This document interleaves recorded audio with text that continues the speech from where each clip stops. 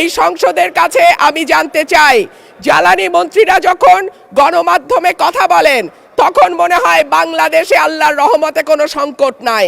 ওনারা যদি পরিষ্কার করে বলেন বাংলাদেশে বর্তমানে কত দিনের অকটেন ডিজেলের মজুদ আছে। মাননীয় স্পিকার, আপনাকে অসংখ্য ধন্যবাদ। মাননীয় স্পিকার, কাদম্বরী মরিয়া প্রমাণ করিল যে কাদম্বরী মরে নাই। আমাদের তেলের দাম শেষমেশ বৃদ্ধি হইল মাননীয় স্পিকার, কিন্তু তার আগে আমরা দেখলাম কয়েক কিলোমিটার জুড়ে লম্বা লাইন। আমরা দেখলাম মাঝরাত পর্যন্ত ড্রাইভাররা দাঁড়িয়ে আছে, তারা তেল পাচ্ছে না, কিন্তু সরকারের সেই ব্যাপারে কোনো হেলদোল নাই।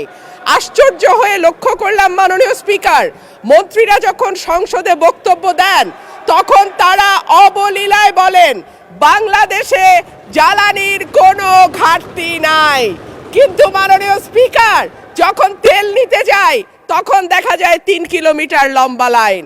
মাননীয় স্পিকার, সরকার সম্ভবত কিছু পদক্ষেপ গ্রহণ করবার ঘোষণা দিয়েছে। তার একটা হচ্ছে মার্কেট প্লেস 7টা বাজে বন্ধ করে দেয়া। চমৎকার সিদ্ধান্ত মাননীয় স্পিকার, তবে মনে রাখতে হবে কেনাকাটা বা শপিং যেটুকু হয় সেটুকু সন্ধ্যার পরেই হয়, তার আগে হয় না। 2 হইল অফিস আদালতের সময় বলে পরিবর্তন করবে। 5 দিনের জায়গায় 4 দিন বা 3 দিন তারা কর্মঘণ্টা ঠিক করবে। কিন্তু প্রশ্নটা হচ্ছে যদি জ্বালানির কোনো সংকটই না থাকে তাহলে এত লম্বা লাইনই বা কেন, দামি বা বাড়াইতে হয় কেন, অফিস কর্মসূচি সময় পরিবর্তন করতে হয় কেন, এই প্রশ্নগুলো তো ওঠে মাননীয় স্পিকার। মাননীয় স্পিকার, আপনার মাধ্যমে এই সংসদের কাছে আমি জানতে চাই, জ্বালানি মন্ত্রীরা যখন গণমাধ্যমে কথা বলেন তখন মনে হয় বাংলাদেশে আল্লাহর রহমতে কোনো সংকট নাই।